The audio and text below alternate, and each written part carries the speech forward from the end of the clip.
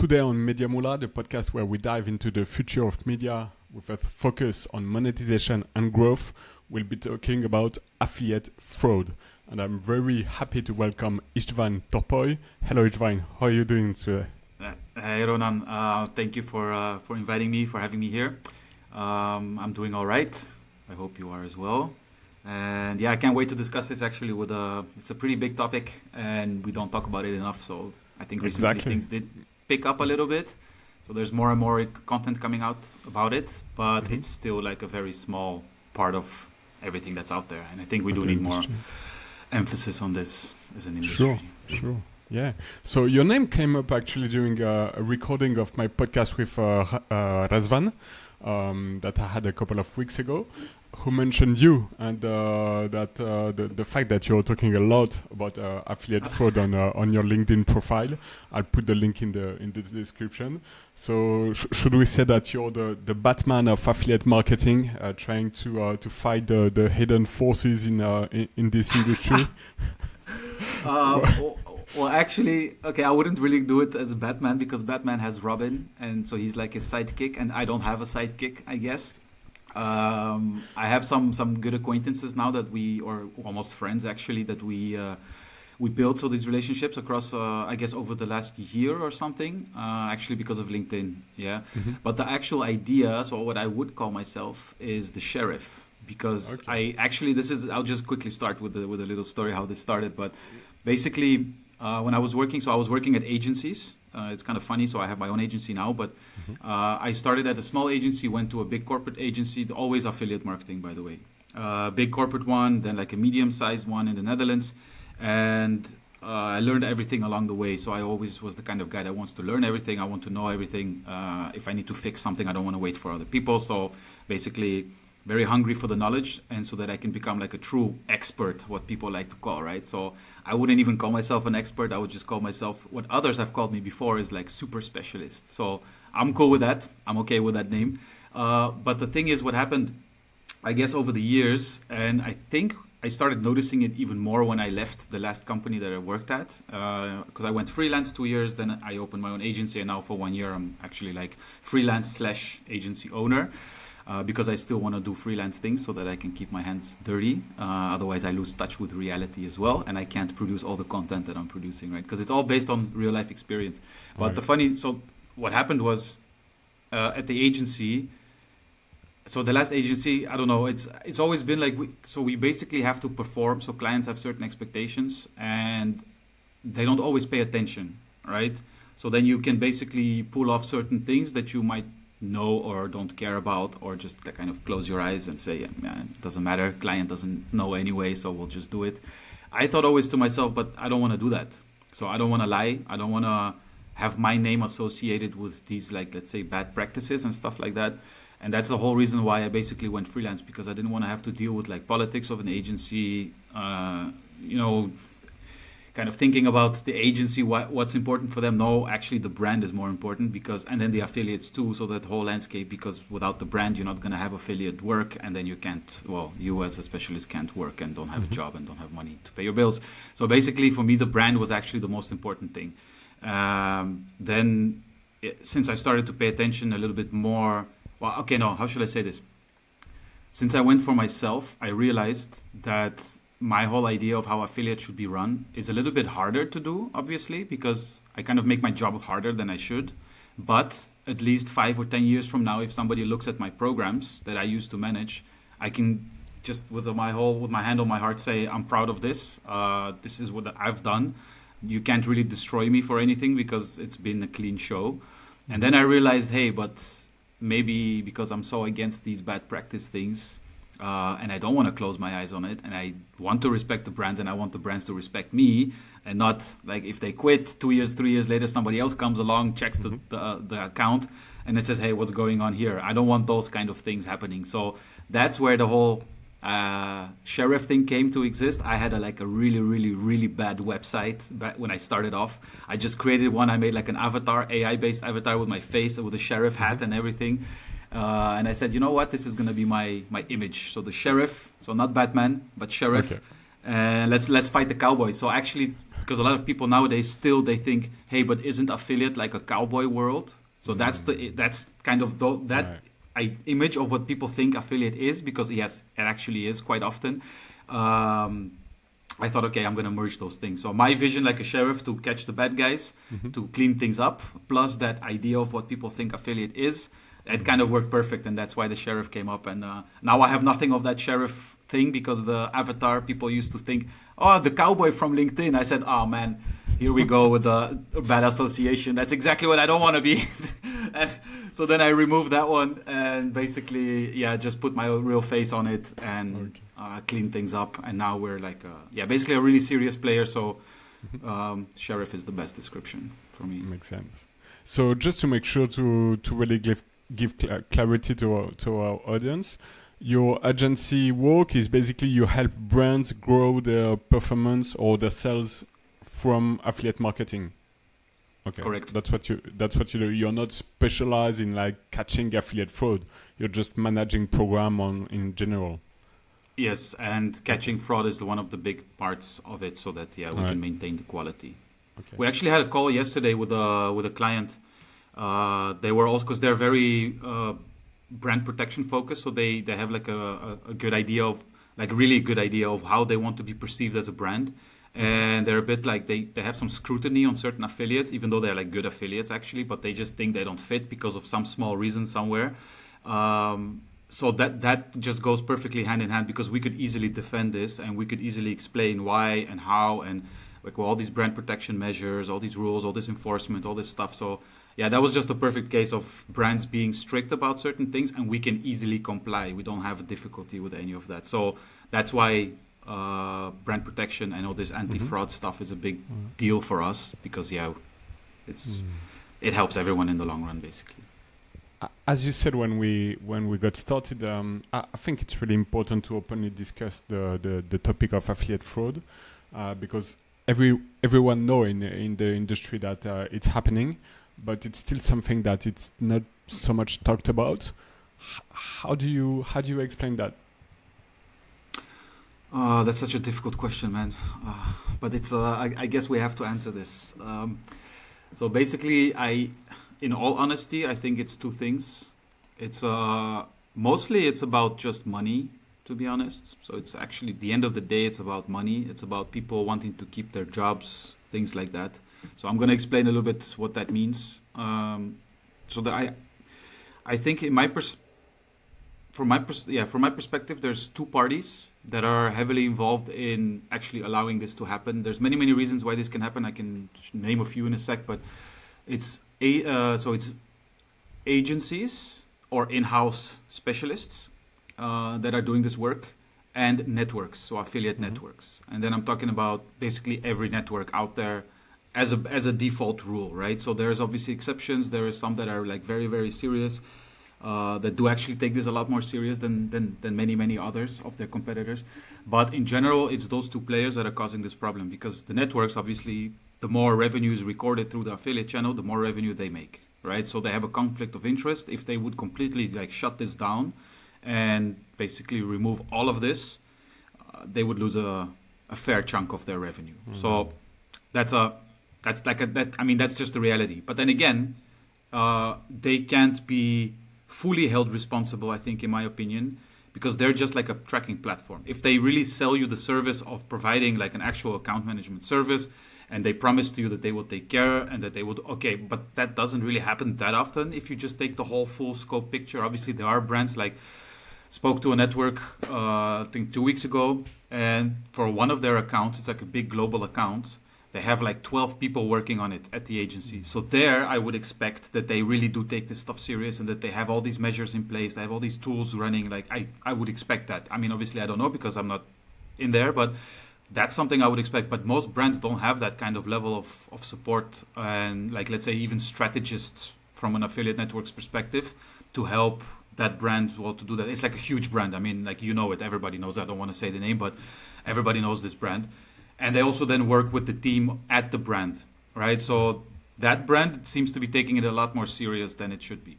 So what I was getting at is, the networks can't be fully held responsible is because the advertisers, so the brands themselves, if you don't have a person in the company that actually knows affiliate, they don't know what to look for either, right? So they need the education. They don't know what to look for. They kind of trust the network to do what's right. They look at the numbers on paper. They don't look in the system anyway. And then they think, oh, nice, we're growing in revenue. Cool, everything looks good. But if you dive deep and see what's actually going on, you will find out that most of it is like not real revenue. There's a bunch of stuff going on. I mean, it gets wild, actually. But I think it's a lack of knowledge from a brand's perspective, and this is a big or, because I think this is actually quite a big problem. I've actually encountered this several times during talks with some brands in the last 24 months. I was honestly really surprised that this is actually really happening. But like we always hear about this theory, but I've actually heard and seen it in real life from a marketing manager inside a company. And I basically told them, I said, guys, but if I look at your program and like just do some basic checks, I can already see that it's not being managed correctly, and I'm almost sure that you're going to lose at least 30-40% of your revenue if we actually clean up this whole thing now. So if we do it the right way, you're going to lose at least 30-40%, if not more, of the revenue, just from the pure fact of which affiliates I can find right now being active on your program. Because this assumption is based on experience that I've had over the last 10 years, right? And it's like common things, common denominators for a certain problem occurring. And if those things are in place, you almost have a guarantee that things aren't being done in a clean way. And then the marketing manager literally told me, basically, yeah, but we have very high targets inside the company and we need to meet them. So we just don't want to lose that revenue. And then I was sitting there thinking to myself, but this is not real revenue. This is like on paper it's revenue, but it's like just pure last click attribution, like hijacking. They're not actually adding any value to you. They're just now you're paying commissions for sales that you literally would have had through your other channels that you... I mean, I would have to show you the example. And again, I don't want to call this brand out, but it's crazy. And they think that they're doing millions in revenue per month, but actually they're not. And that was for me very, very, worrisome. I was bothersome, even like it's the same thing. But yeah, I was very surprised and shocked that the manager literally said, we don't care. We just want this revenue on paper because I need to report it to my manager, to my boss, to the CEO, these numbers. So that's the conflict of interest you have as well. So that's like a long story, but yeah, basically conflict of interest from a network perspective because they earn money on this. If nobody tells them anything, they're going to keep doing it, which I also completely understand. If you don't care as a brand, then why should we care as a network, right? So I think the bigger problem is the people on the brand side, either lack of knowledge, which you can't blame either, or the people that are willingly saying, wait, but I have this target and my manager doesn't look at exactly what's happening anyway. You know what? We'll just show him some good numbers. And that's, I think, one of the biggest problems in the industry that's happening and why we're even having these discussions, to be honest. That's very surprising indeed. I thought that when I asked you the question why it's not so much talked about, I was expecting the fact that the affiliate network sometimes they turn a blind eyes and they say, okay, well, if we really look deep into it, we will find that it will decrease our revenue. Makes sense from a business perspective.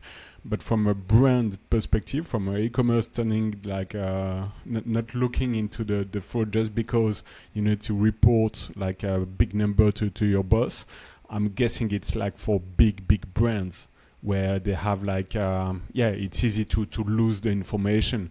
Like if you exactly. like talk to a founder of a new e-commerce business, of course he won't have the same reaction because it's his business. He's on top of the numbers, man, and he wants to know what and how. Yeah, exactly.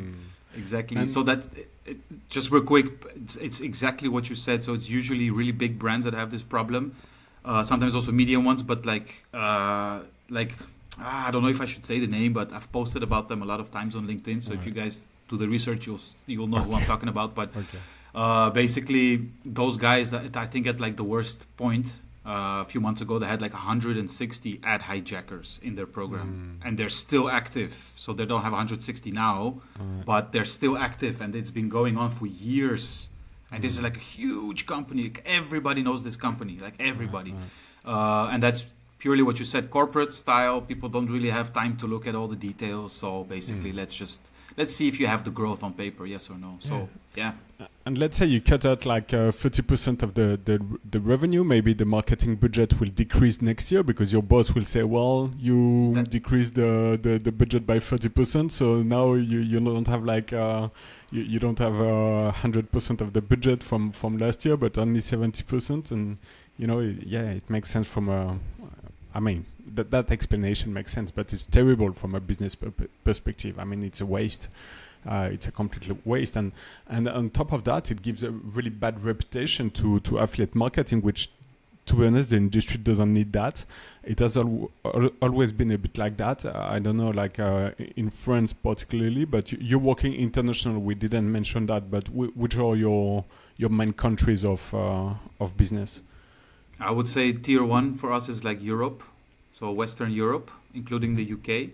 And also we're touching a little bit more into the US now as well. So I know the market, I've done it, like I have experience, but Europe is like our biggest focus, to be honest. And then like US, Canada, Australia is also on the map actually. So I know what to do there. It's just that we didn't really have, I guess, the opportunity to really do that as the agency.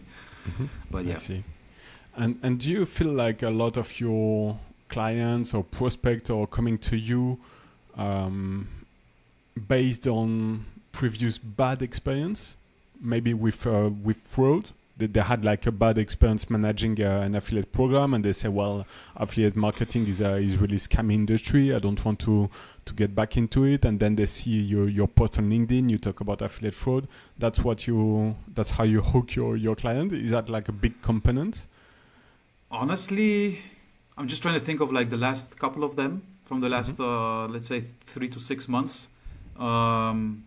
Actually, none of them really mentioned fraud, to be honest. They did actually mention, so prospects and everybody actually that we've been speaking to, they all said that they saw me on LinkedIn and they liked what they were seeing, so that I'm like knowledgeable about the business.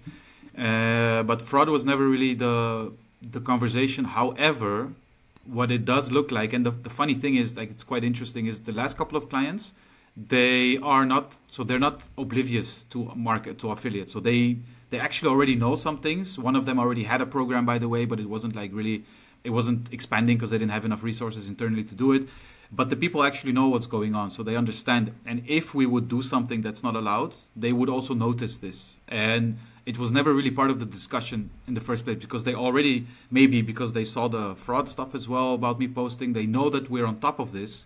So maybe it was for them a reason to say, okay, but maybe we should talk to these guys because they're so on top of this and it looks like they're managing the things correctly. Maybe it was just never part of the discussion, but they did mention that LinkedIn was a big part of the reason why we're even talking to each other. So I guess LinkedIn does work for that. Do we have actually any idea or any research that shows the size and the importance of the fraud industry in the fraud activity in the affiliate marketing industry, or is it really not accessible, not available? Sorry. It's honestly, so there are some numbers out there. I think last year or the year before it was like 1.4 or 2.1 billion in fraud, billion with a B. But that's still fairly like small, I guess. But I don't think that it's just very hard to say. So actually you're getting into like you're asking a question that actually gets into the topic of what kind of fraud. So what are we actually looking at? So you have to define the fraud as well first, right? So I think that's quite a difficult task as well to do, because it's not just affiliates doing fraudulent things. There's also like fraudulent offers. So there's operators, you can call them advertisers in this case, or brands, but they're not real brands. It's a bunch of fake stuff, and they're literally just frauding people, but using the affiliate channel to drive the traffic to actually generate. So it depends how you look at it, but it's a couple of billion for sure, in money that shouldn't have been paid out. But people are making money on fraudulent stuff. Okay, so perfect transition. What are the main type of affiliate frauds, and if we can get like deep into it, and if you can introduce some type of fraud that you see with some example, maybe just to give people an idea of what we're dealing with. Man, so basically it depends again also, I think, on the niche, so the industry, or some people call it verticals. So what kind of Yeah. So I mean, you have, for example, you have gambling, you have adult, you have e-commerce, you have lead gen, and then you have a bunch of other ones like insurances. I mean, the list goes on, right? Travel, fashion, stuff like that. A lot of those fall under e-commerce. So anything that has a web shop, I think just due to the time that we have as well and going through all of this, I think like a good thing to show would be, at least from my perspective right now, the easiest one would be e-commerce, because that's also the thing that we focus on most.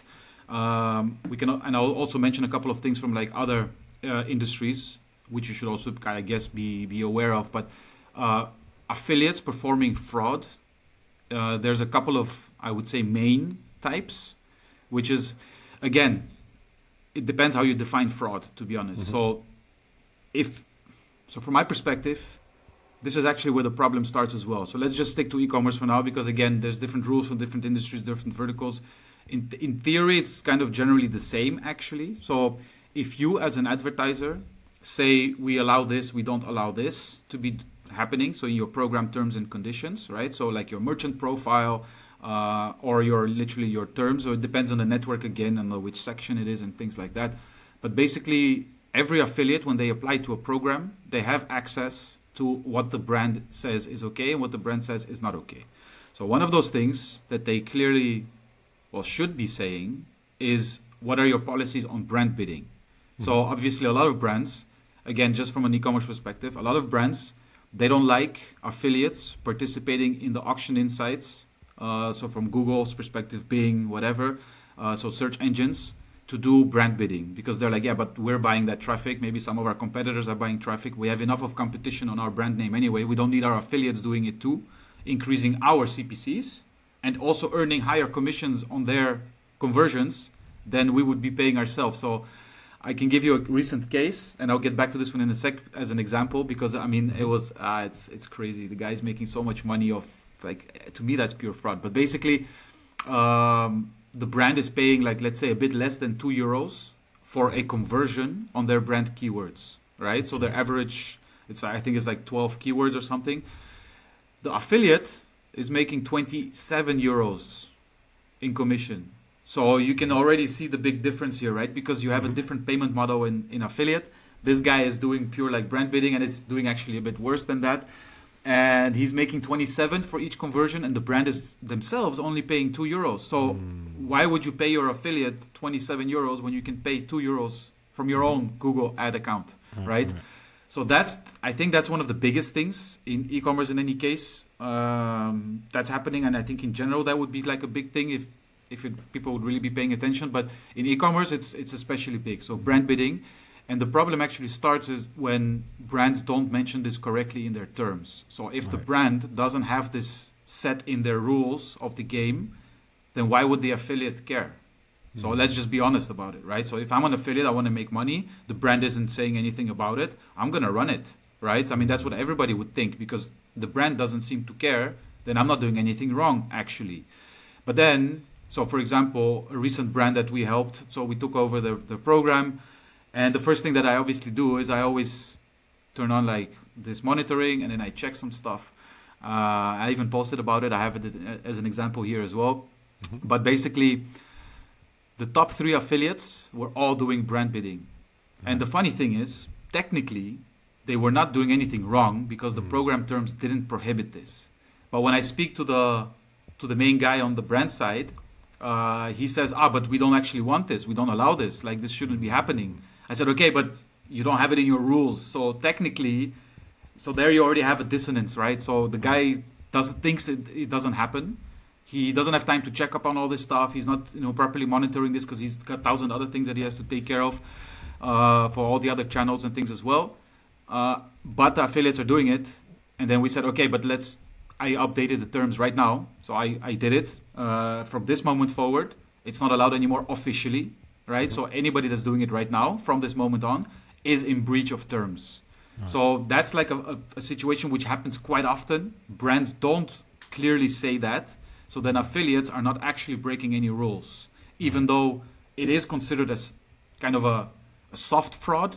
So it's not really fraud. I mean, they're just bidding, but they're actually, so it's more like program terms breach. So I wouldn't really necessarily call that fraud, but it is like breaking the rules. That's why it kind of falls under fraud, under that whole thing, because Fraud in this case means you're lying to the brand, you're doing something that's not allowed, right? That's kind of what fraud would be. That's why it kind of falls under fraud as well. Then you have, which is a much more serious offense, and that is pure fraud, is you have ad hijacking. So I talk about this a lot. There's a bunch of other like tools talking about this as well.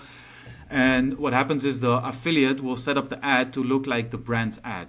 So people, when they see the ad, they think, okay, cool. So the display URL is like the brand's URL. The messaging is almost identical to what the brand would write, So these guys, they do their research. They do it like in such a good way that the average user will never, ever realize that it's an affiliate link or affiliate ad.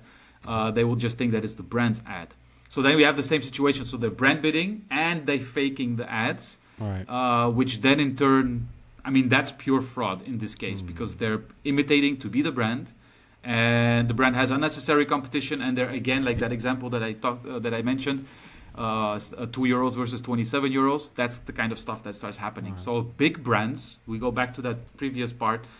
They have so much money, their margins are good, they're making so much volume, they don't notice, they don't care, they might not feel that impact as much, right? But a smaller brand that is more like what you said, the managing director or the owner is even like still talking to even the paid specialist, that guy is on top, right? Or that woman, they know what's going on, they want to know what's going on, they're going to feel the pain because they're going to see the difference, like, oh man, but why are we paying so much money for this when we can just invest more in our own ads? Even if it goes up by a few euros, because the more you invest, sometimes the ROAS starts to go down and all that stuff. But basically, they can still invest a lot more and still do it way cheaper than that €27, right? They will notice these things. And ad hijacking is just, that's pure fraud. Then you have advanced ad hijacking, which is when they start to use different tracking platforms to kind of mask themselves, so you don't really directly find out who they are. So, if you want, shall I show you a quick example? Of course, yeah, please. So this is an existing client. Actually, we found them, this affiliate. I think it was like a year and a half ago or something. Mm-hmm. So this is one that's that I'm managing personally myself through another agency. So this is not directly our client, but I'm the one that's doing this. And basically, these guys, so they're out of the program for a long time. But you can see, so the image is maybe not that super clear, but you can see that the ad, it looks here, it says Electrodepot. It's got, it looks exactly just like a normal Electrodepot ad would look like. So consumers, they click on this. But then if you check the landing page URL, you can see that it's so source is then the network name, medium is affiliate. So we have all this stuff set up so we can, right? And then you can also find out their publisher ID as well from the URL. So you find that publisher ID from the URL, go to the AWIN platform, you can immediately find which affiliate it is. So this is basic ad hijacking, right? Then you have a form of, let's see. Then we have another form. I have to check which one it was. Yeah, so this is what happens then if you do, for example, advanced ad hijacking. And this is actually one of like the funniest things I've seen so far. It's crazy the amount of redirects. Oh, wait, why is it? Sorry, guys. This one.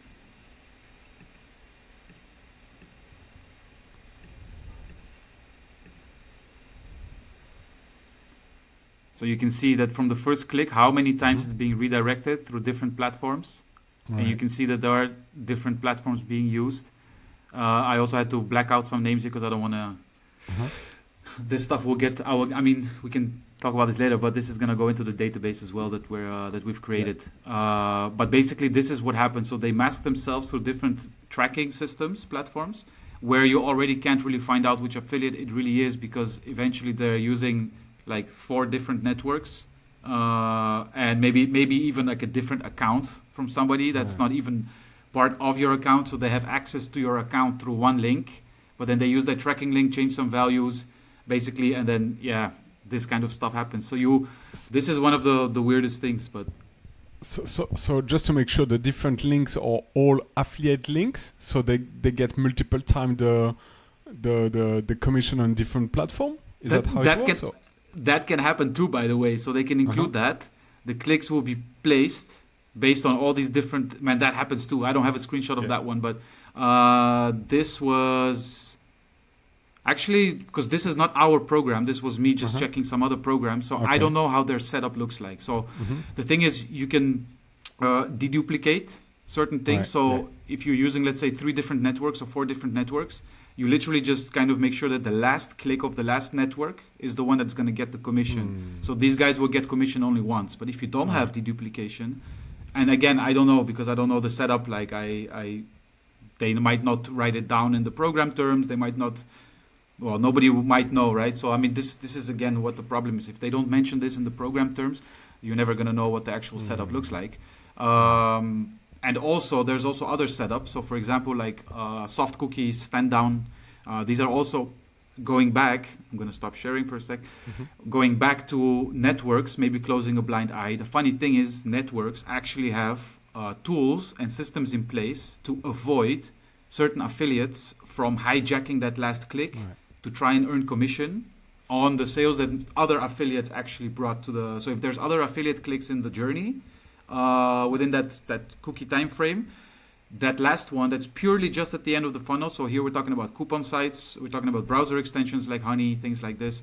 These affiliate networks, they have tools to prevent this from being recorded as a conversion. So they're not going to get anything. So even though they're trying to do that, the problem again is the brand that doesn't know about this or doesn't care and doesn't set these things up correctly, right? So that's why I mentioned that the brands are a bit more at fault here because they need to be the ones that actually use these tools to do it correctly.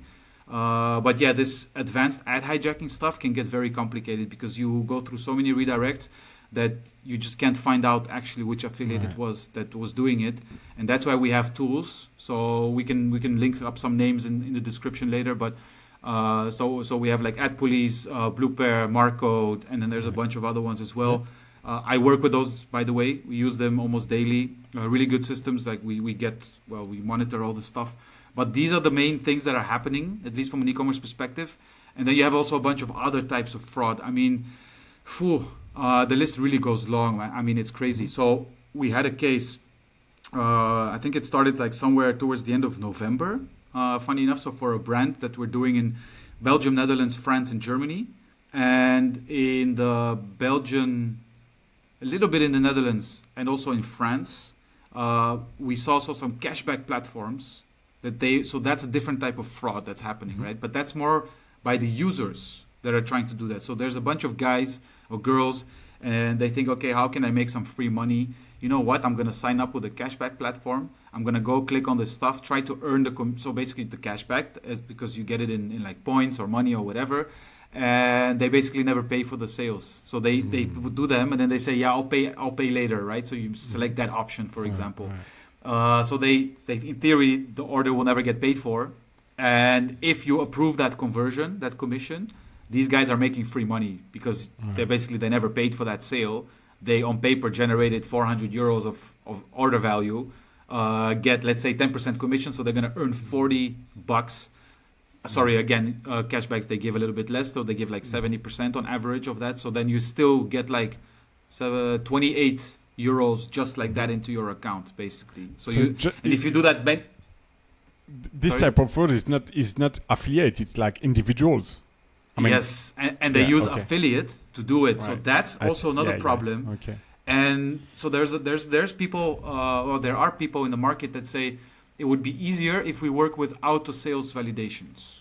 I completely disagree with that, exactly because of this kind of thing. So there are some pro-arguments for this, but they don't weigh against this fraud situation, right? So basically, it just makes life easier for certain affiliates to know that they will every traffic they send in all the conversions that it's going to be approved, and if you have like a certain return percentage, you can decrease the payouts, right? So that it's like averages that you work with, but then you basically say, all right, so if you have, let's say, 20% return rate, then instead of 10 euros commission, we're going to give you 8 euros commission.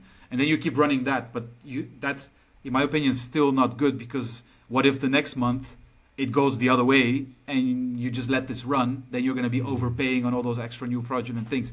So this is just giving a bad name to affiliate in that sense as well, because, well, we had this situation, and just because actually I have a good relationship with the client, so I'm doing the status calls and I'm like, hey, look, we see a spike. So these guys are doing like 30K in extra revenue in a month, and this is not normal. We're on top of it, so we reject all the commissions. The client doesn't start thinking that it's like, affiliate is a fraudulent, we have all these fraud things coming up. But if they keep doing it, and if the client service, for example, customer service has to deal, or let's say that they're shipping logistics, right? They have to keep dealing with all these fake orders and they never get paid, they never get sent out. It's just a mess in their CMS, things like this. It can have a really like a snowball effect for the company. And then they might say, okay, you know what? Screw the affiliate channel, it's too much problems. Yeah, but then you don't close the whole channel, you just close those kind of affiliates, right? So there's obviously solutions to do this, but you have to be on top of these things. That's why we always check as well for like things that are happening. We check, so affiliates are not the ones that are the wrong here, it's the users that are trying to, so fraudulent people, and they also come from certain IP addresses, by the way. I don't know if I should say that here, but they are like, there's a couple of IP addresses or countries where this keeps happening from. Right. So it's quite easy to see as well. And like the amount of order values, they want to maximize their profits, right? They don't want to do like 1,000 different fake orders. They would rather do like 100 because it's less work. It takes work for them to keep doing this, right? So then they have like seriously high average order values, which is insane. And now, not only these cashback guys, so we had literally, I think it was like, in all these different countries, there was like 9 different affiliates that were experiencing this problem. So by now, because we actually are on top of this and we reject them pretty quickly, these orders, the affiliates or these fraudsters, they stopped because they realized, we're not getting away with it with these brands, right? So that's another thing. Again, we're coming back to the brand themselves doing the work to manage this, to stop this from happening. Because if we didn't, these guys would keep doing it and keep doing it and keep doing it. And if we auto-validate this stuff, it's just free money. And basically we have to pay attention. So now we see that it's also some content guys. So it's happening in France, actually. Some I'm actually going to post about this too. But they were fine. So they were doing normal numbers before. And then all of a sudden, at the end of January, and it's still happening to this day, they just started doing average order value of the brand is like 94 euros in France. And these guys are doing now 600 to 1,200 euros in order values. So that's like very strange. It's not all right. And we obviously did checks and we rejected all those conversions, obviously. So what was the fraud here with the content website? Same methodology, but because they just use those links through that account to earn the commission as the affiliate. I see. Okay, so they set up like fake websites? It's not even fake website. It's just so yes, you can. In this case, they're not actually fake websites. So something happened. We haven't really gotten an answer back. That's why it's done now, right? Because we're not even going to continue with this. But basically, so you can set up fake websites, and you literally what you do is you as the user. Imagine you're the owner of the blog website. You literally just start to do certain sales. You change your VPN, maybe you change like different accounts. You create. And you generate fake conversions. You do pay later option. You never pay. Hopefully nobody notices, and then you, as that affiliate in the network, will get your commission paid out. But the question is, from a network perspective, you said that some network they provided tracking and they don't provide account management, so we can't really blame them for like fraud within their network, more or less. But the thing is that when you set up an account with like TradeDoubler, Ewin, or any affiliate network, you have to go through a validation. You don't set up your account and you're not approved directly.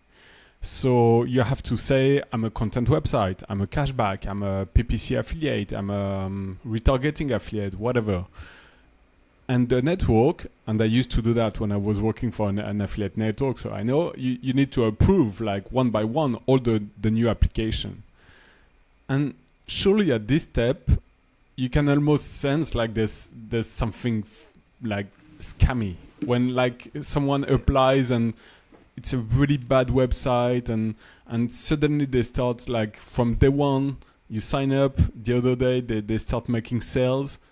it's weird. We know how it works. Like so I'm not blaming affiliate network because they receive a lot of application, but don't you think that there's a process, or maybe like for each new application, the affiliate network should maybe get on a call with the guy?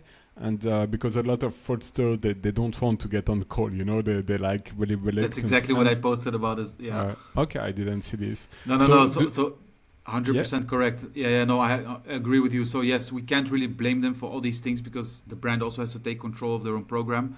But yes, 100%. And I did I think I remember the last year I mentioned this to a couple of networks as well, that they should pay more attention to this, because we can see it, right? So for example, you have a content website, and nowadays, especially with AI, it's so easy for these guys to just poop out different websites, and you can do a basic check. Even if you don't have money for tools, you can just use the Chrome extensions or something, like for example SimilarWeb. You can check, they have like 90% bounce rate, they have like 1,000 visitors per month, but these guys are doing crazy numbers in sales, so they're obviously not using that website, right? So then this happens a lot, man, like a lot. You go to I don't even know how people sometimes validate, but that's more from a brand perspective, how they validate these applications from the affiliates. But as a network, I completely agree with you. You should already do that pre-screening step. So recently, we were talking to one of the brands. We were talking to the affiliates, and we wanted them to create basically an account on, in this case, it was Trade Doubler, and they got, I'm not sure if they got rejected. I think they got rejected on one of them. And then we emailed the person. We said, hey, but this is this affiliate. It's these guys. They just created a new website because they want to push in this market, this and this. And then they get approved because we're the ones asking them, hey, we know these guys. They're like their content website, like comparison. So they're buying PPC traffic. Like we know what they're doing, but we just need them to have a different URL for a new account for a new country, right? So basically, so Trade Doubler in this case I would say they did their part because they didn't want to approve just like that randomly. They go through that process. So I'm not going to speak for the other ones now because a lot of stuff gets through that shouldn't be getting through. And then we as brands encounter that and we're like, hey, but why are these guys even in this network? Like this is 100% scam, like what you said. Right. You can literally clearly see, you go to the website, you click on it, you see, and then the website has like 8 different languages on the homepage of their content. French, Italian, Swedish, German, Dutch, English, and you're like, but this is clearly not a legit content website. Clearly, like these guys are just purely, it's a URL with some bullshit content on there that they're using this to say, hey, we're a content website, and then they run traffic through a bunch of other things that they own. So I think that's another thing that yes, networks should improve this because they are like the gatekeepers to this, and they should also make sure that if it's not the URL that the affiliate used during their sign up, then they shouldn't be even allowed to use tracking links. So they should get like broken links or something, right? Because this also happens quite a lot. So affiliate just puts in one URL, but actually this guy owns like 10 different websites, right? And then he's pushing things from those. It happens all the time. So yes, I agree with you. So that was a long answer to your thing, but completely agree with you. They should take that responsibility a lot more, if you ask me. Yeah.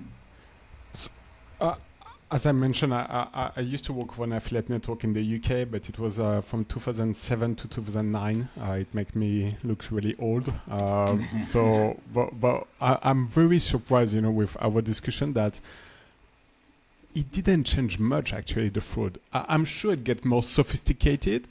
I'm sure it gets more like important in some ways, but it seems like what was happening like more than 15 years ago is still happening today. And I'm going to drop something and you're going to tell me if it's still happening. Cookie stuffing? Is that still happening? Yeah? Of course. Oh my God, I thought it was a thing of the past. No? No, dude, can you describe what's cookie stuffing actually for people who don't know what it is? So it's a little bit of a technical thing, obviously. So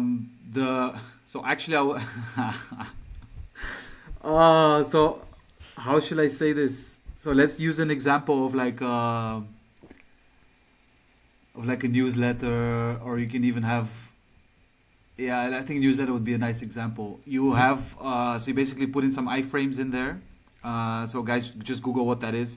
But basically, you put some iframes, you put in a couple of tracking links from, let's say, 6, 7 different. So it's in the code, happens in the code, 6, 7 different programs that you're signed up to. And basically, whenever somebody clicks on the link where the code is set behind, you're basically clicking on 7 different tracking links, actually. So that's one of the recent examples that I came across with as well. So you're literally just putting 7 clicks at the same time when you're actually, as a user, only clicking on one. Yeah. Or even like, I remember like a basic setup was like you go to a page and it loads automatically the tracking links.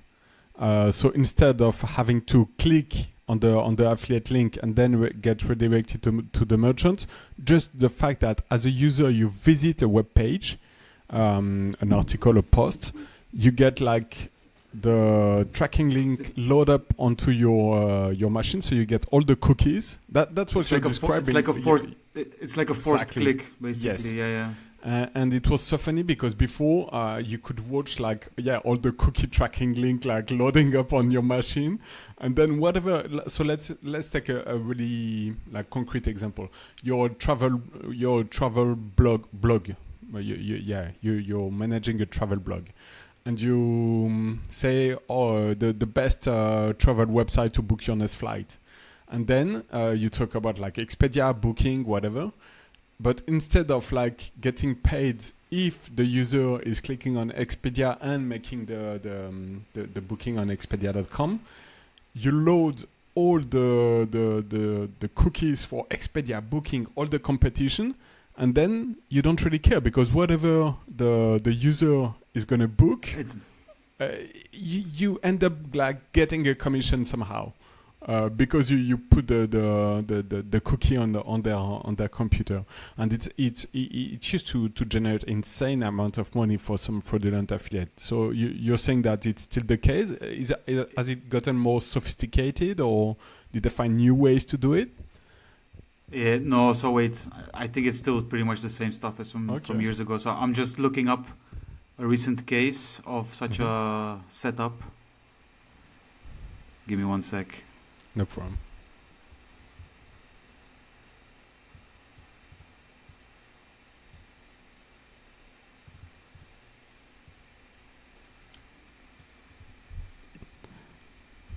I took the example of the travel affiliate, but actually, sorry, I've seen as well happening in the finance industry where the CPA and the commission was so much higher, and the guys doing that they were like making like insane amount of revenue just like stuffing cookie on credit cards affiliate marketing campaign, which is insane.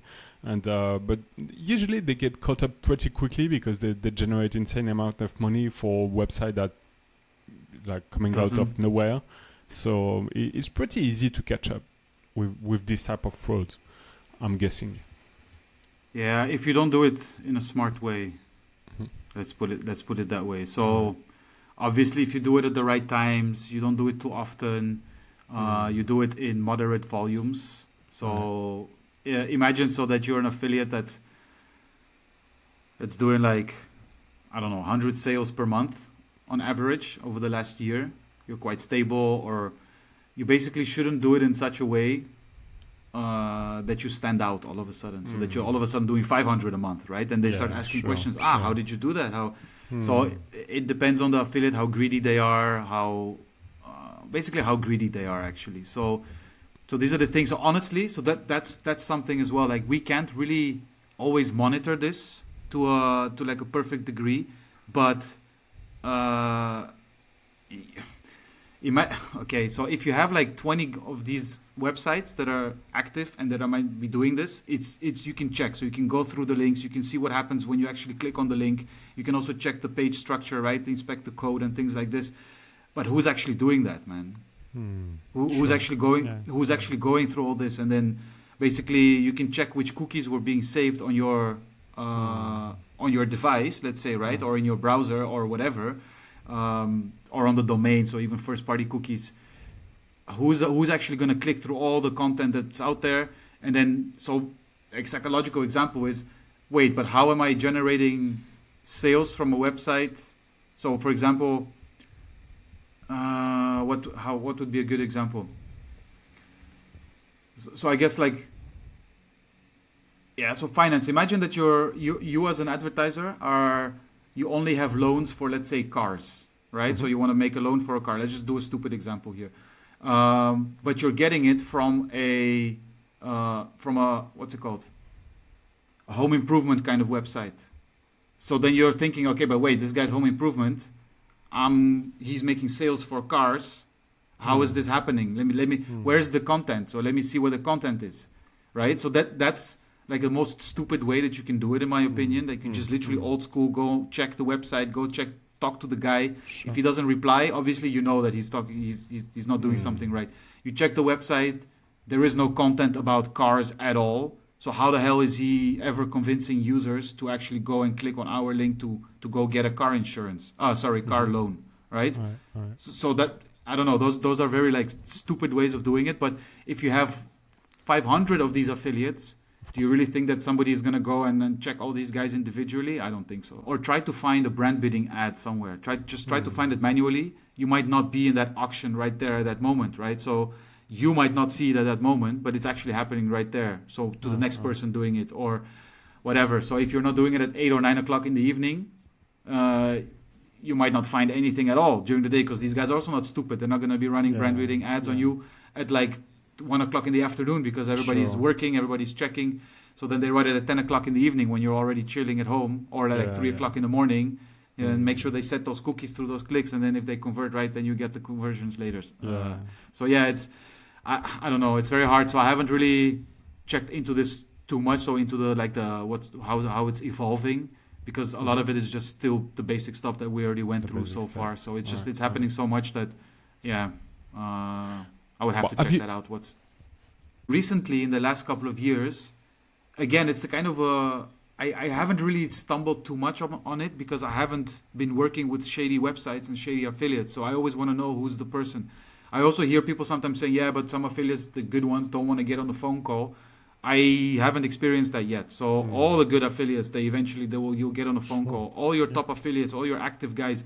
So one of the brands recently, like those top 3, that were actively brand bidding, one of them was literally at like 80% impression share. So they were beating the brand itself like hardcore in the auction insights. We ended up getting on a call. They quit everything. Like we told them, hey, we have a change of rules. We need to stop. So we have these conversations. So I don't really run too much into this stuff. So that's why I don't have this like off the top of my head as well, like as an answer. And only recently in the last couple of years, I've actually started noticing how much it's happening, but I can't really say has it gotten more, or has it gotten less, because I wasn't really paying attention to all these other forms of fraud. Like for example, recently I never really knew that this was happening as well, but it's not just affiliates doing fraudulent stuff.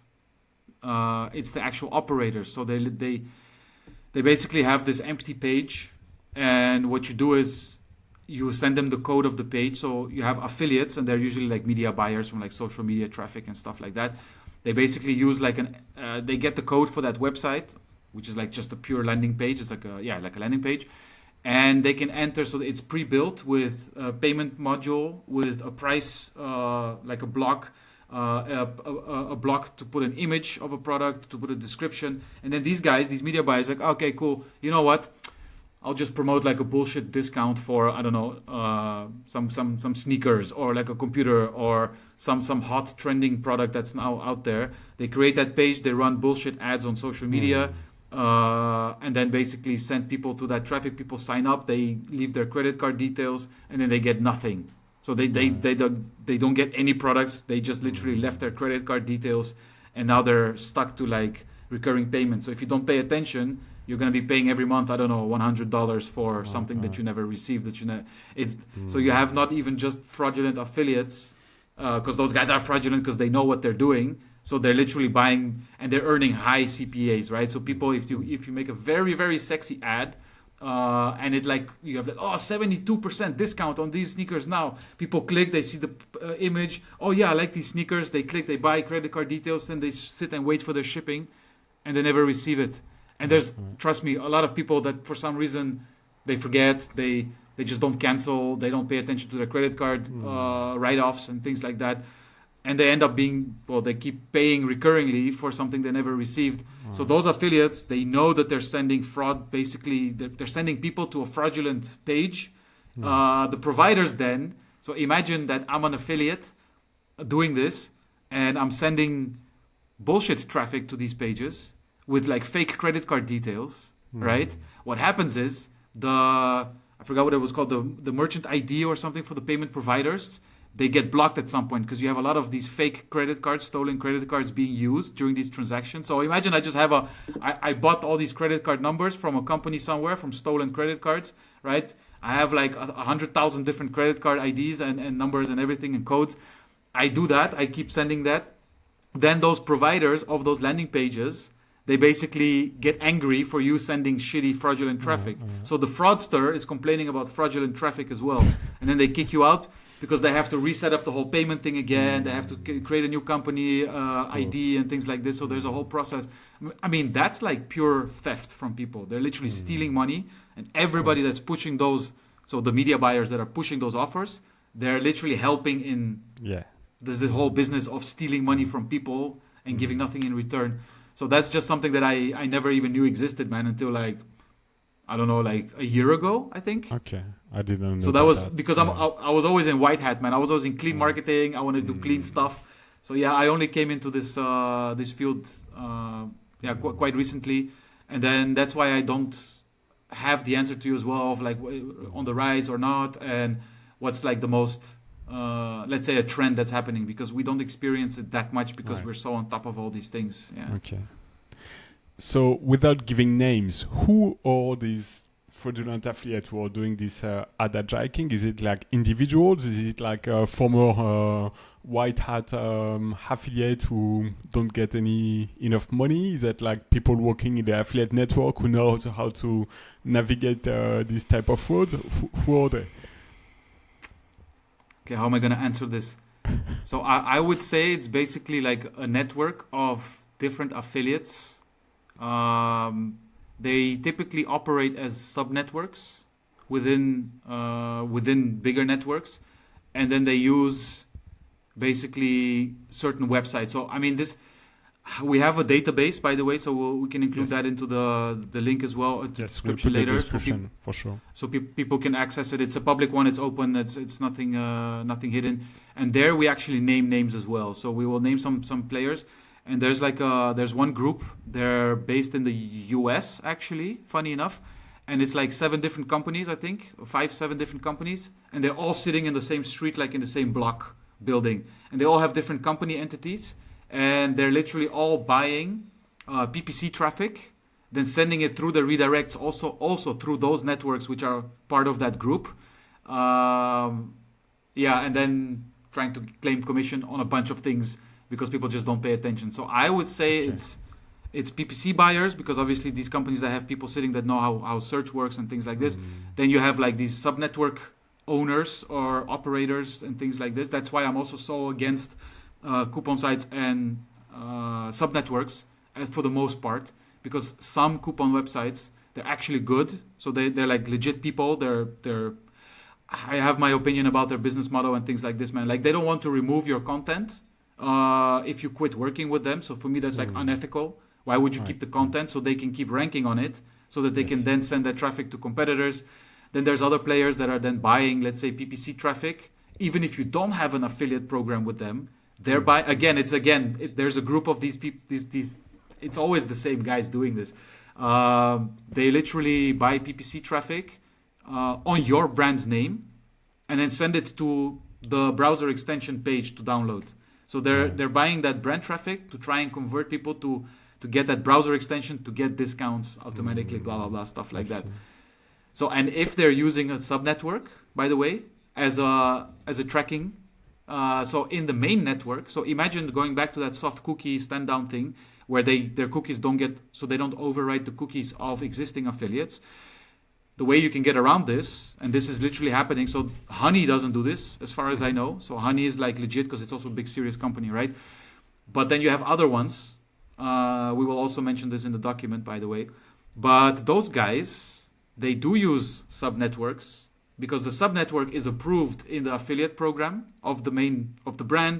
Let's say, let's just use, I don't know, Awin as an example. It doesn't matter. You can use any other network actually. Awin has the technology, and they basically, so imagine I'm brand X.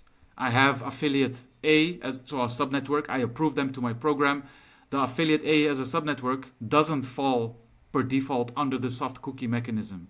So what you then do is, you're that browser extension, you grab the tracking link from that subnetwork's tracking platform. It's already linked to the main brand, and you drive all your traffic as a Chrome extension there. People download, they click on your Chrome extension during the sales. The sale goes, basically they generate the sale. The subnetwork records the sale for the brand as them generating the sale, but it's actually that Chrome extension doing it through their tracking link. And that's how you can get around the soft cookie mechanism. That's one of the easiest ways right now. Basically there's a lot of this stuff going on, man, and if you don't pay attention, you you think you have soft cookies turned on, but then it doesn't work because you also approve these subnetworks and you don't monitor them and you don't actually pay attention. So yeah. So to my understanding, the biggest fraudster, or like they almost find a way to industrialize the process and the fraud. They're not like individuals in their bedroom and doing like they're professional fraudsters. We're talking about $1 million companies, millions and millions of dollars. They make so much money off this stuff, it's crazy. But they have a legit side where they do legit PPC, and on the side they do fraud just to make more money, or is it like pure fraud operation? And no, I think it's the first. So they have legit sites, and so there's an example actually. So 2 years ago, one of these websites, we have them active for one program. It's a coupon website. And these guys are part also of that Chrome extension thing, and they're also part of like brand bidding on everything that they can brand bid on. It's from the other side of the world, basically. They have a lot of money, deep pockets, and they spend a lot of stuff on this. But so the thing is, we told them, hey guys, we're gonna stop the collaboration if you don't remove all of this content, and you can only promote this code, basically. So there's 2 codes they can promote. They listened and they did it. So they actually followed the rules. So in that sense, it's a legit company. But where, again, we're going back to where they can get away with it, they're going to do it. We just pay attention and we were hard about it. So they listened and they actually complied with the rules. But if you don't have this hardness and you don't tell them anything, well, then they're going to use all these tactics to try and earn the commission from all the different angles. I see. And so when the sheriff Ishtvan catch some bad guys, what happened to them? Or they just like kicked out of the network and they terminated, but they still get to enjoy the money they made when they had or do you keep the for example, if the network already paid them, what happened? Do you have like a legal way to get the money back, or? So that's a good question. So this is a big problem actually. The networks take no responsibility in this, right? So because you as a brand, you are in charge of your validations of your commissions, of your sales, or your leads, or whatever. Basically, you can either go to court to try and fight these affiliates. So you find out their business information, you find out where they're located, stuff like this. Is it really worth it to go through all that trouble just for a couple of, let's say, maybe €1,000? If you've overpaid them like 100,000, 200,000, let's say, then it maybe makes sense to go to court and to actually legal action. But like, it's your responsibility as a brand to monitor this stuff before it gets approved. So in our situation, I don't think we've had a case. I think once in the last 2 years, but that was because of something automated. So I don't remember the exact reason. There was one little case that this happened. But in 99.999% of the cases, we never approve any sales that are fraud because we go through a validation process. Okay. And we have also other rules in place where we actually are very strict about who can do what. And so like, for example, coupon websites, if you don't use the code that we provided, if you are last click only in the journey with less than 30-minute click time, you're going to get your stuff rejected. If you're using codes from other channels, you're going to get your sales rejected. So there's a bunch of rules in place that you can't always see from the outside. But that's why we don't, I would say we actually never approve sales that are fake. But if once you do, you're screwed because you pay the invoice Yeah. So you can, if you find out before you paid the invoice, you're still okay. So then you can still revert because then obviously you haven't paid it. But once you've paid and the money is sent out and the network has paid them, then yeah, it's there's no real solution to that right now, unless you go to court. Yeah, and most of the time it doesn't really make sense unless you're doing huge numbers. So you have to spot this fast. What are the ways to, you touch on this a bit, but if we can get more details about ways to prevent and solve the fraud problem, as you mentioned that you have some tools. It seems like it's a lot of manual and like you have to get your hands dirty as like when you manage a brand affiliate program. There's not really any automated way to prevent this type of fraud. It's a lot of manual work. So look, there's a couple of things. So for example, Trade Doubler, they it actually was fairly recent.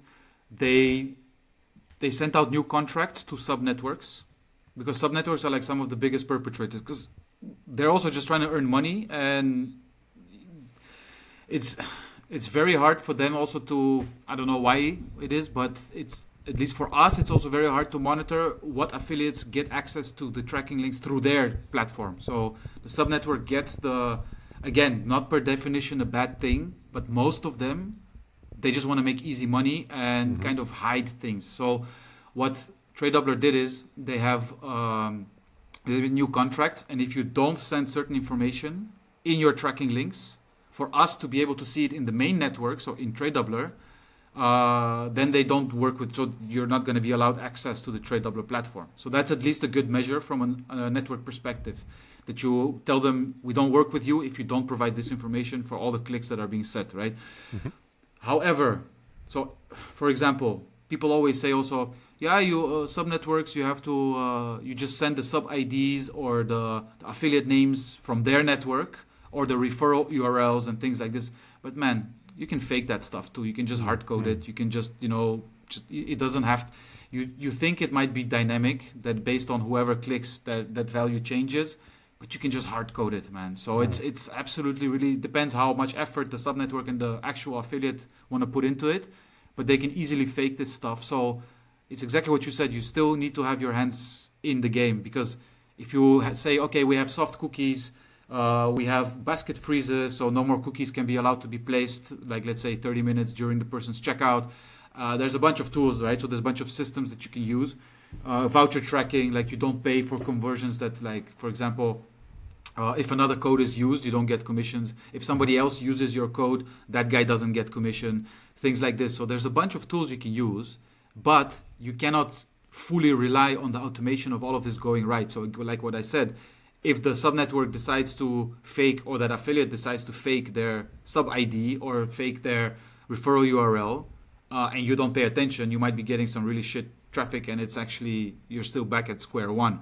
So ideally what you would want to do is also run the report. So if you're using things like subnetworks, if you're using content guys that, for example, have like an insane conversion rate that you think, but how is this even possible? Like how these guys are making so many sales from such low amount of clicks. Go check out the websites. You have to go manual stuff. You have to check their tracking. You have to check where is the actual tracking link placed? How are they actually doing it? If it doesn't add up, you ask them. If they don't want to answer, then you know that they're hiding stuff.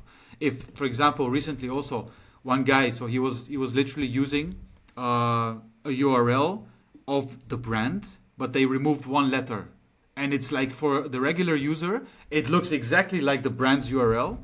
And it's you just don't notice it. You just don't notice it, man. Unless maybe like you're autistic and you notice every detail. But like average people, they will never ever see this, man.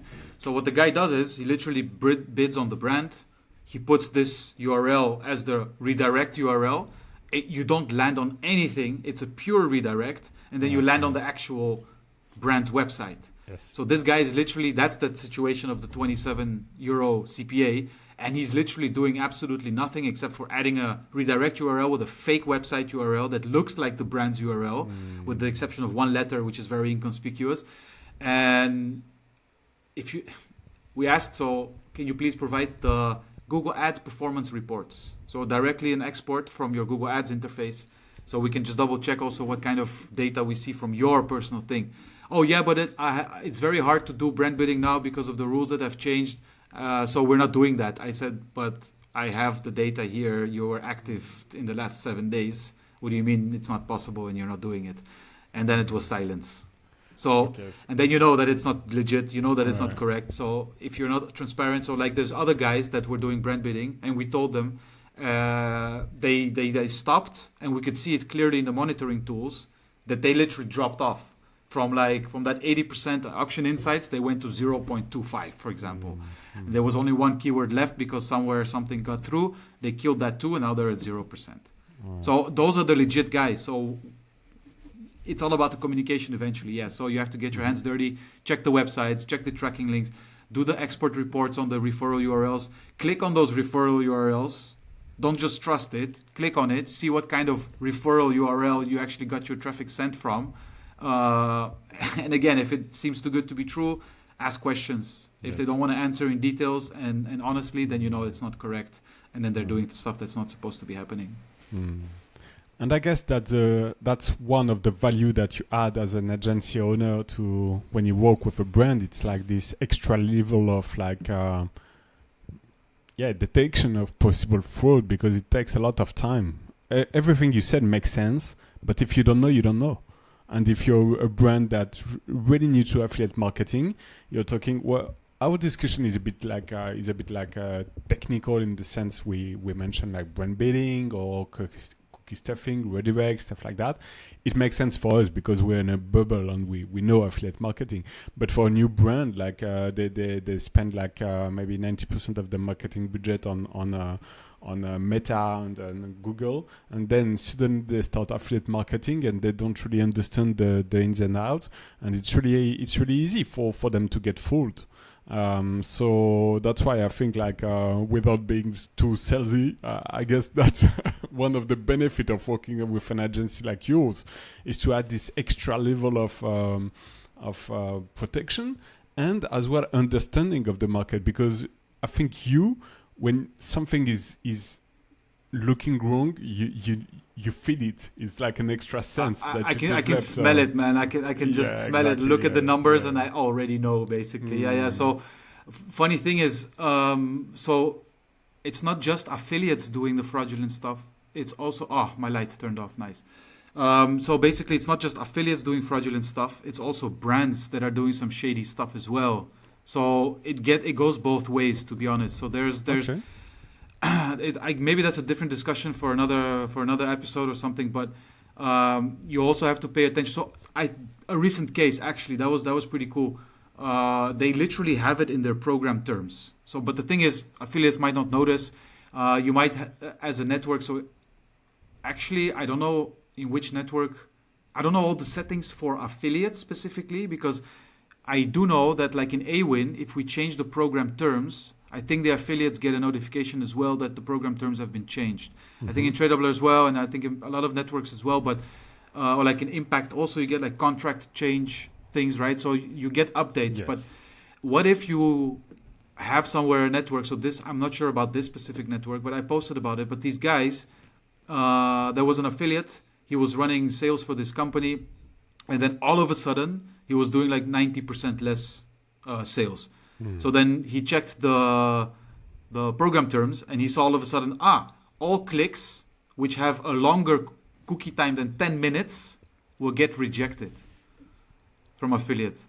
But that's crazy, dude. That's so you're basically only inviting coupon websites because they're at the last funnel most of the time. So what about all the other content affiliates? What about the comparison affiliates? What about email guys? What about social media traffic? What about everybody else basically in the game? So that's something that you have to pay attention to as well, because some brands, they kind of, I have noticed this actually recently. I don't know, it's been happening actually for a long time, but it's just that I've noticed that it's still happening is, for example, last click deduplication. This is a topic that people might agree or disagree with. But basically, you cannot run affiliate marketing as a brand on a performance model for conversions. So like last click, pure last click. So affiliate is the last click after, let's say, social, search, email, whatever, right? Only then to pay the conversion. That's insane to pay for that conversion because you don't do it the other way around. So if you, let's say you have affiliate and after that you have a search coming in, then affiliate is not going to get the conversion if you do this deduplication on the channels, right? To do last click attribution deduplication on your affiliates, that's completely fine. That's an acceptable thing. So you want to be as far down in the funnel as possible as the affiliate. So then we know that content will lose to, let's say, a coupon website. So we know that, right? So that's a problem. Then you need to have discussions with your brand. Okay, but I'm sending you so much traffic. And then you have to discuss and get maybe a different payout, right? So but that's a normal discussion. That's not a problem here per se, because it can be solved in different ways. But if the brand says, we're basically not going to pay you commission for all the traffic, well, that ends up converting through another channel, you're basically saying to the affiliates, thank you for the free traffic, we're not paying you shit, right? Because you can't do it the other way around, and it's only possible because of the payout model. So this is something that I think should also kind of stop happening in the industry. If you pay your affiliates CPS or CPA or CPLs, right? So fixed based on a conversion happening, you can't deduplicate against other channels because the other channels, you're already paying for the traffic before you even know what's going to happen. And what's even worse is, like in search, let's say take search as an example, we all know that this is true. You're literally paying for all the clicks that are coming. You don't know what kind of quality of leads you're going to get. You see in your ads interface, for example, you see, oh, we have 50 conversions. Yeah, but 30 of them are fraudulent, or they're not reachable, or people return the products, right? So you only made 20 conversions. So then you have to recalculate your CPA, and it's, oh shit, okay, so it's actually 2.5 times higher than we thought it was. But in affiliate, people abuse the affiliate model in that sense. In my opinion, I call it abuse, because you're just trying to get the free traffic. If you want to do it that way, then start paying your affiliate CPC or CPM as well, like you do in your other platforms. Because then you're paying legit for the traffic. They're adding you extra value anyway, because you don't own that blog, you don't own that social media account, media buyer guy, you don't own that comparison platform. So it's all new traffic sources for you that you can get relevant traffic from. So why would you not pay for it? Anyway, that's a different discussion, but that's just the tip of the iceberg. So yeah, it goes both ways, man. It's right. There's also brands, sometimes they literally just reject. I've heard this happening. It's crazy to me, but there are brands that just reject random commissions just because they feel like it, because they want to save some money. It just happens. And how do you know it as an affiliate if that's true or not? You don't have insight into their CMS system. There's a lack of transparency, and the affiliate, they really complain about it, but they complain, but it doesn't change anything. And I wish there was more transparency on that topic. Actually, that's a really good point that you're making. It's not always from the affiliate side. Sometimes the brand, they're pushing too far. And it's like, you get like cancelled, and then you contact the affiliate network, and they say, well, the brand cancelled because this. And that's it. You cannot you cannot do anything about it. It's really random sometimes. But the thing is that if a brand is abusing on this front, of course the affiliate they will get tired and they will stop promoting the brand anyway. So, as an affiliate, when you get experience, you run the program for a couple of months, and then if you see that the performance, the ECPC is not great, you just cut the program and you find an alternative, if you can. Exactly. So that's the thing. Yeah. So EPC people, that's actually one of the most important metrics for them. But if you're like a small guy and you rely on a couple of programs, you're going to be suffering basically. So you suffer for too long unnecessarily, and it's kind of disrespectful towards people putting in the effort to write the content for you to actually. They could have sent that traffic to other programs where they can actually also earn a living, right?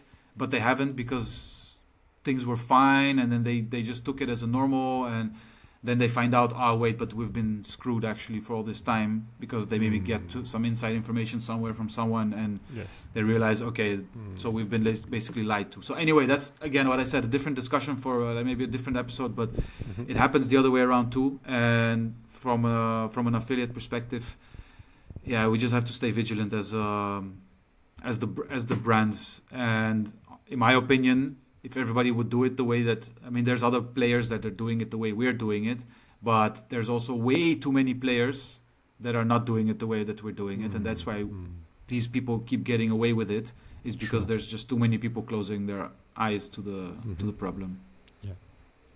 Ishtvan, thank you so much. It was really nice to talk about this topic, and as you said, it could be a run two for like if we explore the same thing but from a brand perspective.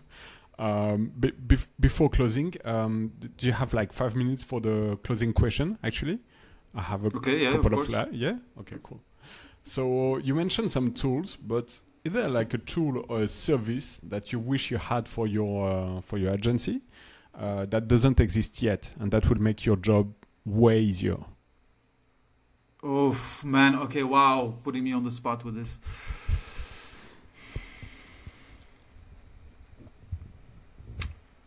Man, I don't want to answer that question because I'm thinking of building it myself.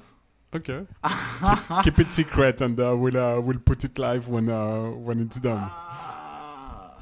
Basically, no, I think I can answer this, but so there's a tool, for example.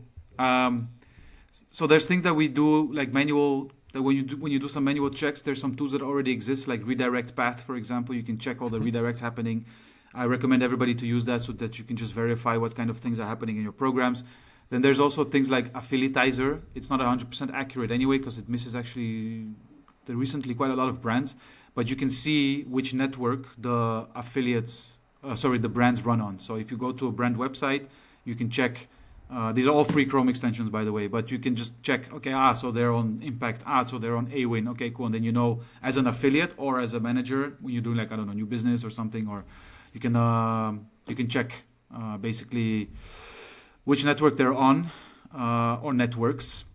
But I am missing, I think, from the other perspective, from the other way around. So if you go to an affiliate website, which networks are they on? I haven't really seen that one yet. So that'd be pretty interesting to know. Okay. So yeah, that's one of them. For the rest, we have fraud tools. I guess like we've talked about this on my podcast with Christian, but basically having like I think he's working on something like that. Basically having it's like a CRM of all your messaging with your affiliates. And how that translates into like graphs and results of things that you do. So a practical example, if you talk to an affiliate and you decide to buy tenancy, you pay €500 to get some newsletter or whatever, what does that actually result in terms of performance? And that gets linked together. So you don't have to do a manual, we started here, we did this. No, but that the system does that for you. So you can see that, since I had the contact with them, since we went live, our results went up thanks to this inclusion, for example. So something like this is just little things like that. Then there's a bunch of other tools, man. But basically we have our own solutions for that. So we make dashboards for clients now. So instead of logging into 5 different networks or into accounts, we kind of merge all that data together and stuff like that. So I think that CRM thing is a pretty nice one to have. The checking out which affiliates are in which networks as well, I think would be a good tool to have. And for the rest, I'd have to think about it. Sure. That's a pretty on the spot question, man. Didn't expect it. No problem. What trends in the affiliate marketing industry are exciting you the most right now? What do you see? Where do you get the most excited about affiliate marketing? And I hate this question because I never liked talking about trends. They never really turn out the way that people say. So I've seen people talk about trends before. In my opinion, affiliate doesn't really change that much. It changes in the way that you can automate certain things, that you can make things more efficient, especially now with AI and AI agents and things like this, right? So basically, affiliate content affiliates can create a lot more content at scale, updates of certain. You can build certain. So let's say agents that can optimize your product feeds for you and the placements of it and matching that stuff together with different kind of brands, and so that you don't have to individually place things on your website. But I wouldn't say. People always say, this is the year of influencer marketing. This is the year of brand partnerships. This is the year of. It's not true, man. It depends per brand. It depends per situation. It depends per market, because like the US is completely different than like the EU, right? Even the UK is very different than EU, in all honesty. So I don't believe in trends that way. I'm just going to be honest. but I do believe that you shouldn't try to stick to, let's say, purely niche things. So in my opinion, a trend is, so for example, so let's say that Google SEO thing, right? So SEO affiliates, they get hit from all the core updates. Content is not being ranked that well anymore. A trend is that they now have to really put a lot more effort into buying PPC traffic. So instead of making 100% on all your traffic, now you're going to make 50% on all your traffic because you're wasting money on PPC traffic. So there's more learning curves like that. So that's, in my opinion, kind of trends. They're evolving. Media buyers as well, for example. It's always been around. I don't understand why people don't use them much more often. They don't have good enough payouts sometimes. So that's also a reason why you can't get a lot of media buyers to do it, because it's expensive to buy.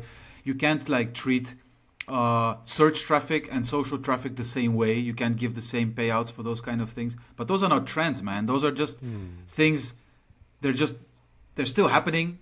Everything is still the same. People are still sending out emails. People are still using more call centers from certain affiliates. So instead of like an offer, you can try to say, okay, you know what? Let's try and convert this offer. We see that people, I'm having this discussion with somebody right now, actually, for one of the brands.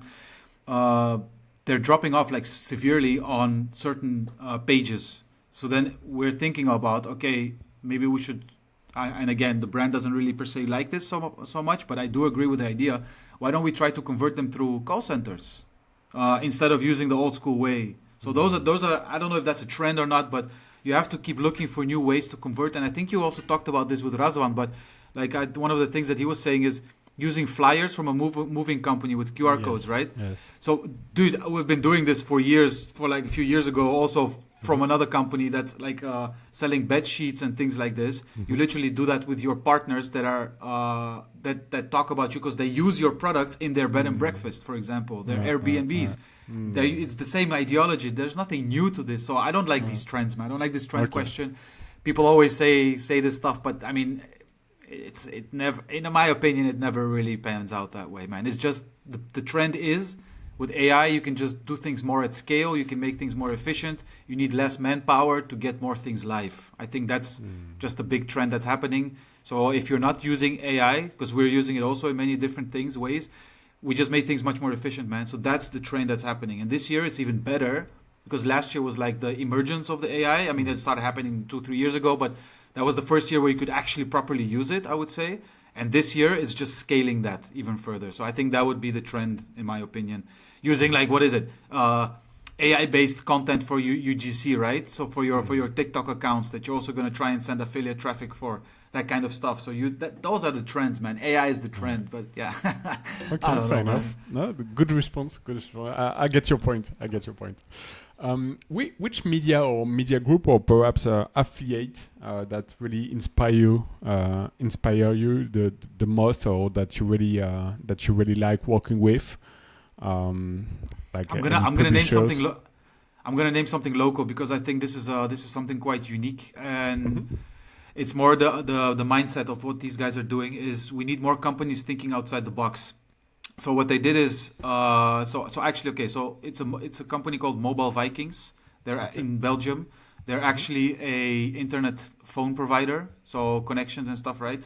But they added affiliate to their mix so that people can get discounts if they buy, and they basically get cashback on their purchases. With that cashback, they get discount on their phone bills. They get discount on their internet bills. I see.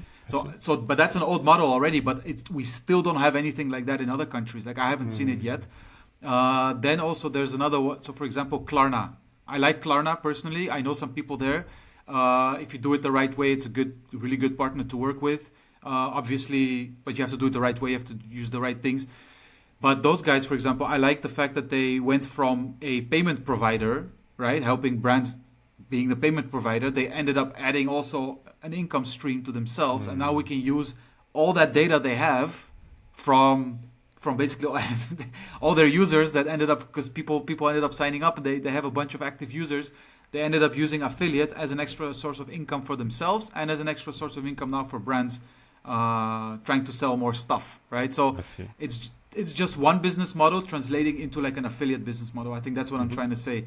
So, and then there's another company You can also say, but that's more like on banking data. So they have to get banking licenses and things like this. And they don't actually share like this the details, but they have banking information. It's called Woolsocks. They basically they can target people buying from your competitors. They can send them offers on their platform in their app for your brand, and then you make a deal. They don't use affiliate tracking; they use transactional data. So you have to, but it's also like masked and things like that, hashed, right? So I mean, obviously because of the privacy and things like this. But you can easily tell them, okay, please, can you target these 3 competitors of mine to try and generate sales? So yeah, it's those kind of affiliates that I really like. Everybody else is it's been around for ages anyway. But yeah, man, those kind of things, I would say. And seeing all the affiliates that you're working with on a daily basis, don't you dream of launching like your own affiliate business sometimes? We're working on it with a partner of mine. Okay, cool. We're going to start in the Netherlands first. Netherlands, Belgium, comparison. So we've been following this for a couple of years now as well. We see like trends into how things are going, where they're going. We see the amount of players that they are and stuff like that. So yeah, comparison is a pretty good way to move forward. We obviously have to invest in it, but we are thinking about it. So yes, there's things in the making. We also have a developer in the team now that's very cool. That's down to help to do some stuff. Yeah. Okay, cool. Are you looking for partners or contact? Feel free to ask my audience if you're looking like for maybe for new collaboration in France or even outside of France. I would just keep it general and say any of the listeners, if you guys have any legit, clean white hat traffic, just being clear about that, please feel free to reach out. We can take a look because we have a bunch of programs that we help manage in different markets, also France and things like this, Western Europe, US, UK. Those are like the biggest actually interests also for us. So if you have any traffic in those markets, doesn't matter what kind it is, let's talk about the options and see if we can find a way to work together. Very cool. And the best way for listeners to get in touch with you? LinkedIn. LinkedIn? I would say. Feel free to check out the website as well, thataffiliateguy.com. That's more, for brands. We also do coaching. So if you could use some coaching from like real life experience and things like this, we do several coaching sessions per year. So sometimes they're ongoing, like 3-6 months. Sometimes they're one-offs. Depends on what people need.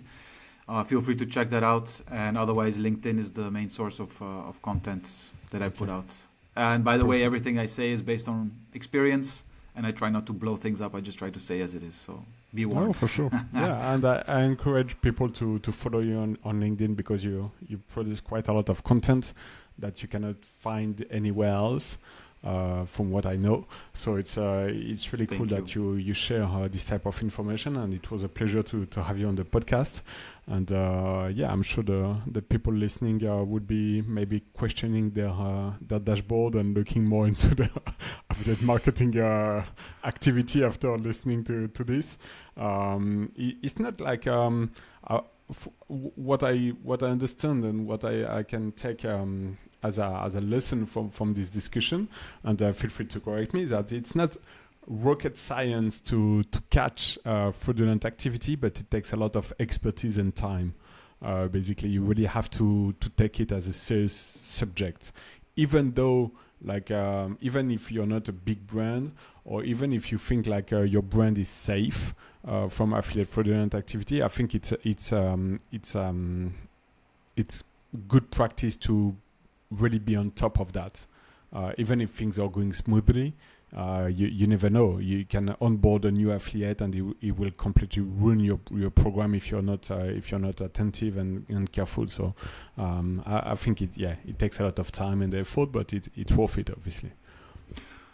I would say expertise will come over time, but you just have to be willing to check things. I think that's the most important thing. So don't rely on automations. Don't rely on. I always say don't trust anyone just like that blindly, unless you already know somebody that's been doing good work for years. Okay, then you can potentially trust them blindly. But even then, we still monitor them because things can still go wrong. We had these situations. Sure. These guys, they're actually super legit, very cool people. We know them for many years, but then they forget to do something somewhere in an account, and then they end up, for example, doing brand bidding, right? So it's just you have to check everybody always, because things can always slip through. It's not a matter of like intentional things that they're doing. It can just happen because they have a new team member somewhere. They hired someone for their right, and they might just make a mistake. So you just have to be willing to do the checks. Even if you have 10,000 different affiliates, break it up in chunks and just I don't know, invest in increasing your team. Then I don't know, things like that as a brand. But yeah, that's it. That was a pretty good summary. I would say thank you as well so much for the invitation. It was nice chatting about this. And we only talked a little bit, actually. We can still talk a lot more about this, to be honest. But you have a podcast as well, where the main topic of your podcast is affiliate fraud, or you talk about just a lot of about everything that comes along. So I'm actually going to record a session with somebody soon that works at one of these monitoring tools. It's going to be a little bit of a different format than this, but we're also going to be covering certain things in fraud. Yes. Perfect. I'll put the link. Thank you so much, Ishtvan. Thank you as well, Ronan. Talk soon. Okay, Bye-bye. take care. Bye. Bye. Ciao.